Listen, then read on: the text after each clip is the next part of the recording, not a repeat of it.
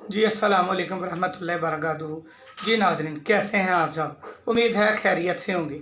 आज मैं फिर आपकी खिदमत में पेश हो गया हूँ।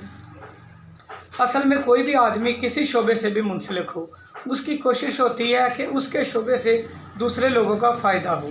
मैं चूँकि तिब के शोबे से मुंसलिक हूँ, इसलिए मेरी कोशिश है कि मैं लोगों को ज़्यादा से ज़्यादा तिब के मुतल्लिक़ बताऊँ और लोगों की सेहत के मुतल्लिक़ जो मैं जानता हूँ वो मैं बातें लोगों तक पहुँचाऊँ। आज मैं आपको 2 से 3 नुस्खे इंशाल्लाह बताऊंगा और मुझे उम्मीद है कि इनसे आपको अच्छा खासा फ़ायदा होगा।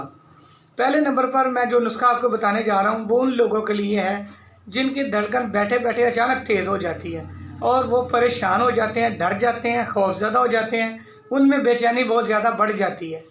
असल में दिल की धड़कन की बढ़ने की जो मखसूस और बहुत ज़्यादा गिनी जाती है वजह, वो है तबखीर।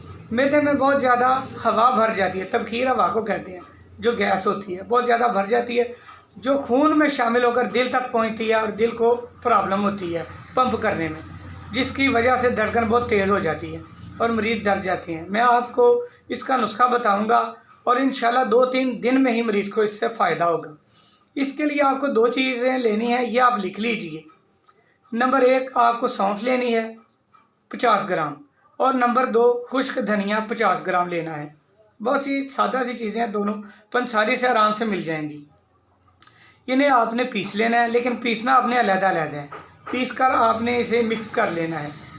आपने इसे इस्तेमाल कैसे करना है?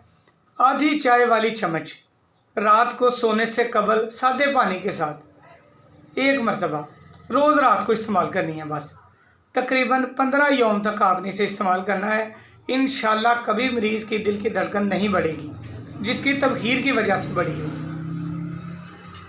और अब मैं आपको बताता हूँ वो लोग, अब दूसरे नुस्खे की तरफ जाते हैं।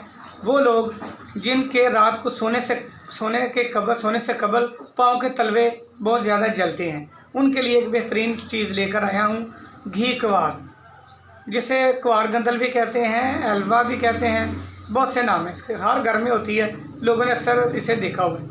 इसका गुदा निकालकर रात को सोने से कबल आपने पाँव पर लगाना है। इसकी हल्की हल्की आपने पाँव पर मसाज करनी है। इंशाल्लाह जिस दिन मसाज करेंगे उसी दिन आप फ़ायदा महसूस करेंगे। अपनी दुआओं में याद रखिएगा। मैं ऐसे ही आपकी खिदमत में हाजिर होता रहूँगा और इंशाल्लाह अच्छे अच्छे नुस्खे आप लोगों को बताता रहूँगा। अल्लाह आपका और मेरा हम सब का हामी और मददगार हो। अल्लाह हाफिज़।